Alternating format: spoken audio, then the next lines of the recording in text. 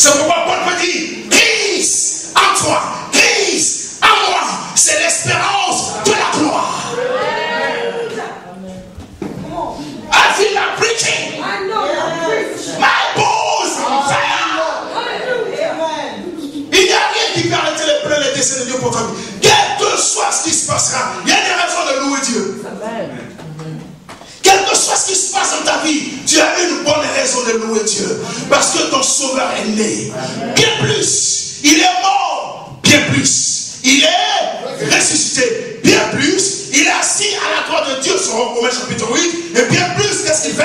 Il intercède pour toi et pour moi. Il est un rôle de souverain sacrificateur qui ne peut se taire. L'intervention divine de ta vie ne dépend pas de tes prières. Ça dépend de celui qui est à la croix de Dieu. Il peut dire à Dieu, fais quelque chose. Fais quelque chose. Père, je veux que tu fasses quelque chose pour Jehovah. Quand il était sur la terre, il disait, Père, qu'il te soit fait selon ta volonté. Ils sont plus de 5000, multiplie le pain. Et automatiquement, quelques 12 morceaux de poisson et 12 morceaux de pain s'est multiplié.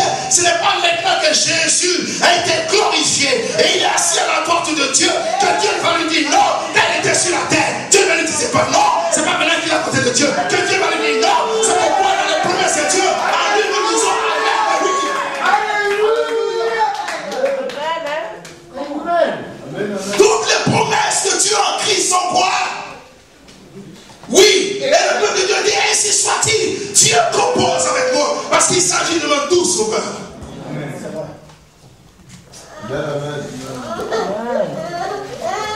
Tu as une raison de louer Dieu. Je dis tu as une raison de louer Dieu. Tu ne vas pas dire aux anges qu'ils ont tort parce qu'ils n'ont jamais eu tort.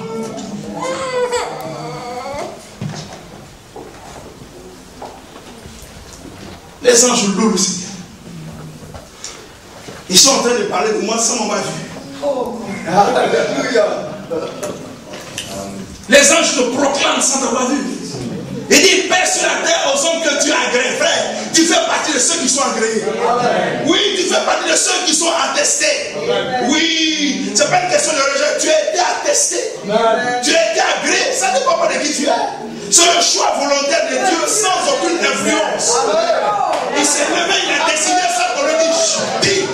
Il dit, je choisis qui je choisis, je laisse celui que je relève, j'abaisse celui que j'abaisse. Je suis Dieu. Amen. Alléluia.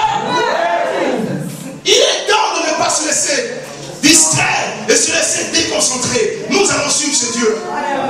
C'est le seul qui annonce la paix.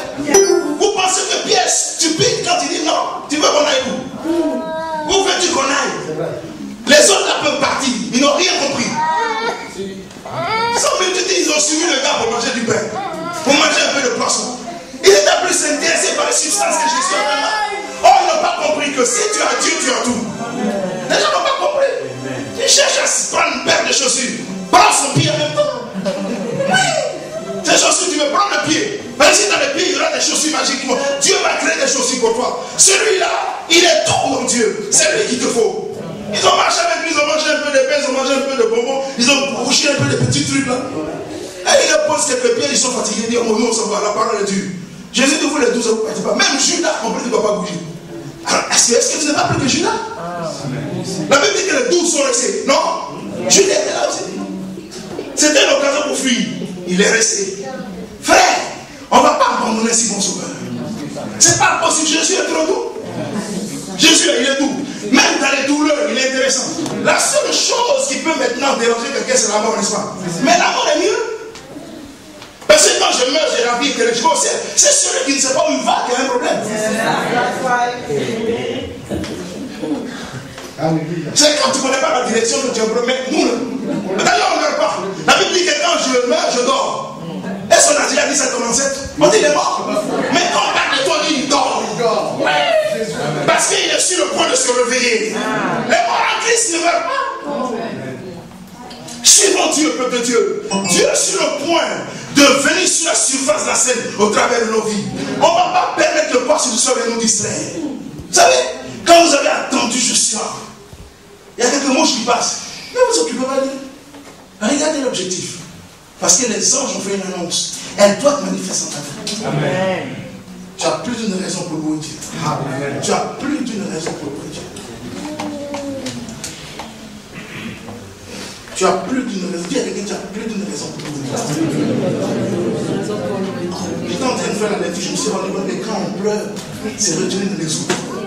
J'ai dit, ah bon? Qu'un chrétien mal qui pleure, c'est retourné dans les autres. Seigneur, toutes nos larmes sont devant toi et tu agiras.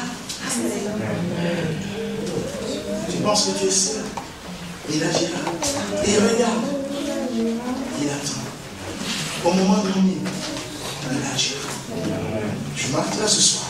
Les anges l'ont loué. Dans la suite des temps, les bergers l'ont loué dans le verset 20, n'est-ce pas? Vous voyez, il y a une louange céleste, il y a une louange terrestre. Nous ne pouvons pas dire, il ne faut pas que les anges louent Dieu, parce que c'est leur ministère. Il faut que nous disions aux anges, nous on peut continuer à louer Dieu. Parce que l'après-midi, quand les bergers sont revenus, au verset 20, ils ont fait quoi? Ils ont commencé à louer Dieu. Ils ont annoncé ça à des gens qui étaient étonnés. C'est pourquoi ils parlent. Ils n'avaient pas la révélation.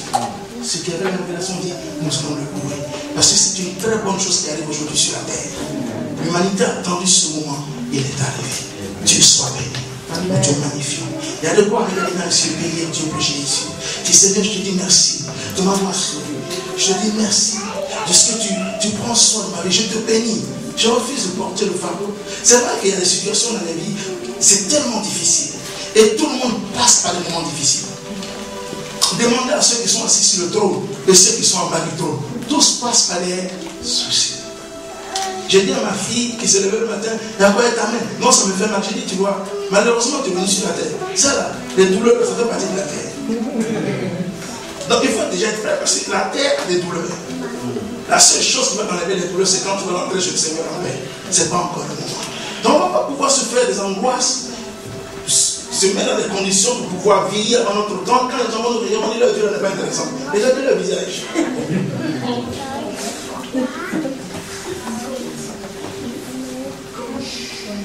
Tu dois louer Dieu. Parce que sa vie a déclenché, sa présence sur la terre a déclenché une louange angélique. C'était la toute première fois en 300 ans que les gens recevaient une visitation. Parce que quelqu'un est venu sur la terre. Il n'est pas venu avec la tristesse. Non, il n'est pas venu avec la tristesse. Les anges ne nous ont pas annoncé la tristesse. Les anges nous ont annoncé la joie de l'Éternel. Et depuis qu'il est parti, il nous a laissé sa joie. Avant de partir, il dit que vos cœurs ne se troublent pas. Jean 14. Je vous donne ma paix, je vous laisse ma paix. Est-ce qu'il a contredit les anges? Non. Est-ce que tu as réellement reçu Jésus dans ta vie? Oui. Alors réjouis-toi. Et bénis le Seigneur. Les Anglais disent it's not over until it's over. Alléluia. Est-ce qu'on peut bénir son nom? Tu as une raison de louer Dieu. Nous sommes en train de vivre des témoignages en tant que couple, en tant que famille. Et moi, ça me réjouit parce que il y a des choses pour lesquelles on a prié longtemps, on a lutté. Par moments, ça n'est pas arrivé. Et progressivement, Dieu amène les choses à l'accomplissement. Tout doucement. En cette année, Dieu m'a dit que cette année ne sera pas une année de douleur, de souffrance pour cette église. Dieu t'agrée.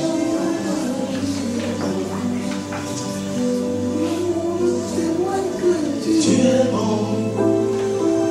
Tu es bon.